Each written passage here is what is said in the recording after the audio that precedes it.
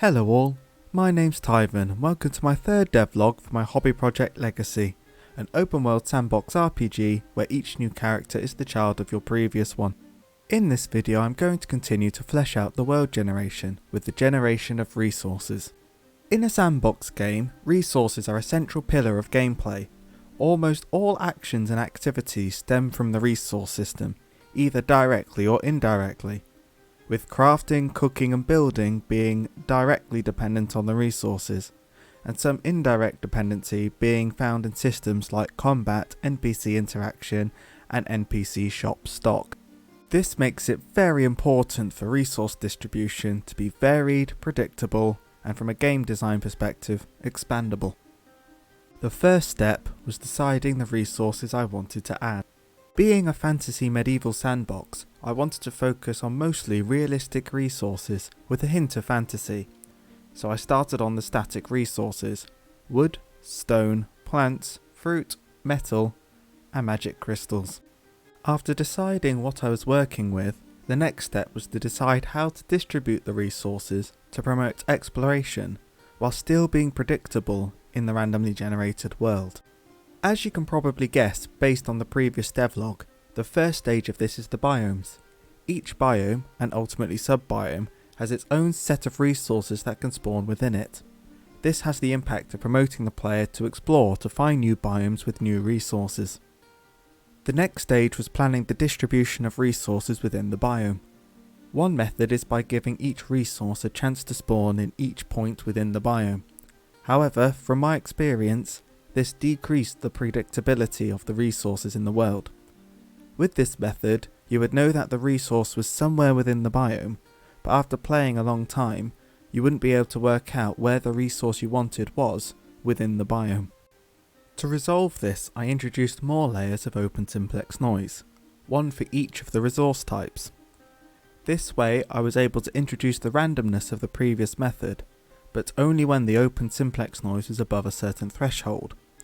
This leads to resources being found in clusters which are adjustable based on the open simplex noise threshold, so that even after being re-randomized, you would still go to the area where you last saw the resource and the same kind of resource would be there.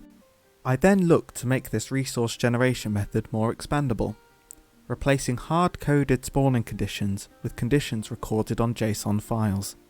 JSONs are pretty much spreadsheets that can be read and written by the game engine, so with some data organization, the details of the spawned resources can be read and changed by the game engine itself.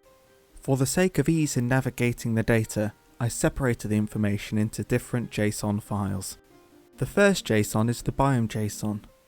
The biome JSON is a dictionary with the key being the ID of the biome. This means that Godot can read the ID of the tile of the biome tile map and associate it with the data under that ID.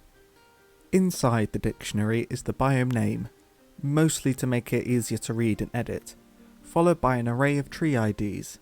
This is the list of trees that can spawn in the biome, followed by an array of the same size containing the tree chances. The index of the tree ID lines up with the same index of the tree chance, giving me both the ID of the tree and the chance it would spawn. The same layout is used for stones and plants, meaning each biome has a tree ID and tree chance array, a stone ID and stone chance array, and a plant ID and plant chance array. The next JSON is the wood JSON. The ID of the tree, or wood, is used as a key for another dictionary. Inside this dictionary is the name of the type of wood, the two sprite sheets used for the tree, the RGB colours of the wood and the leaves, and the ID of the fruit the tree bears if the tree bears fruit. Within this JSON will also ultimately be the stat of the wood to be used in crafting. As you probably noticed as I described the data structure of the wood JSON, I mentioned that a fruit ID was part of the dictionary.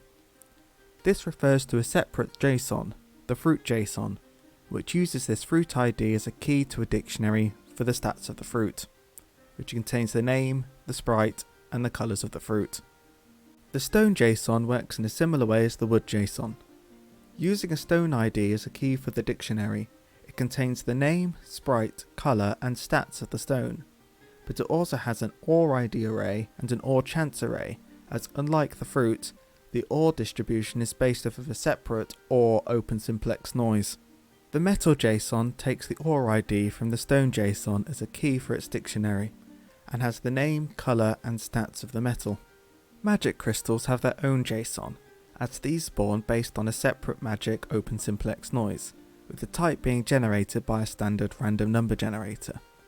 The JSON uses a crystal ID as a key, and stores the name, colour and stats of the magic crystals. As you can probably tell, maintaining a variety of resource types that are dependent on each other can get complicated. But to clear it up, I'm going to talk through the process from start to finish with this data structure in mind.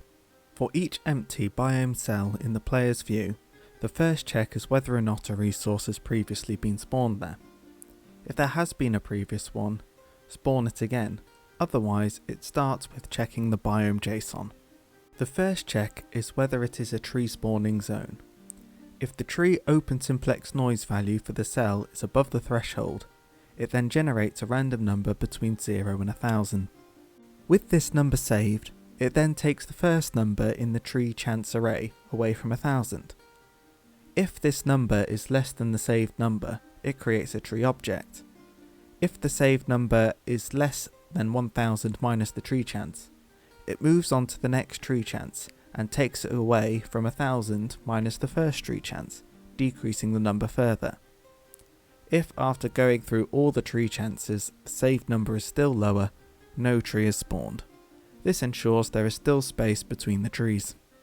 When the tree object is spawned, a setup function is run using the tree ID, which sets the sprites and colours of the tree, taking the values from the wood JSON. It also checks to see if the tree is fruit bearing, and if it is, it will spawn a fruit object, which itself has a setup function which reads the fruits JSON using the fruit ID found in the wood JSON, defining the fruit sprite and colours. If a tree is not spawned, either because the tree open simplex noise does not exceed the threshold, or the randomised number was too low, the stone simplex noise is checked to see if it's over its own threshold. In the same way as the tree spawning mechanics, a randomised number between 0 and 1000 is generated, which is compared to the stone chances in the stone JSON. If a stone object is spawned, a second check is run. The OR chance in the stone JSON is compared to the OR open simplex noise, to determine if there's a metal within the stone. If there is not, then the magic open simplex noise is checked to see if it's above the threshold. If it is, then a magic crystal is randomly chosen to spawn within the stone. When the stone object is spawned and the additional checks are done, a setup function is run using the stone ID, whether there is ore, crystals or nothing spawning in it, and what the ore and crystal ID is if they are spawning. This sets the sprites of the stone and secondary resource as well as the colour of each, based on their respective JSONs. After the stone, any leftover spaces are then checked for plant spawns, with the similar process as the trees and stones, but with no secondary resources. Using this method, the player will be able to predict the spawning locations of the resources they're looking for, as they follow set spawning rules, and using the open simplex noise, in-game tools can be designed to direct players to locations with a higher chance of spawning their particular resource of interest. This brings us to where I am currently with the resource generation. The file layout means that by adding to the JSONs I can freely add or remove basic resources with relative ease. Future goals are to tidy up the way the resources are stored during play, as currently each resource type has its own tile map acting as a two-dimensional array, which is excessive in my opinion. In the next devlog I'm going to talk about the interaction with the resources and the introduction of the inventory system. I hope to see you in the next video, and thank you for watching.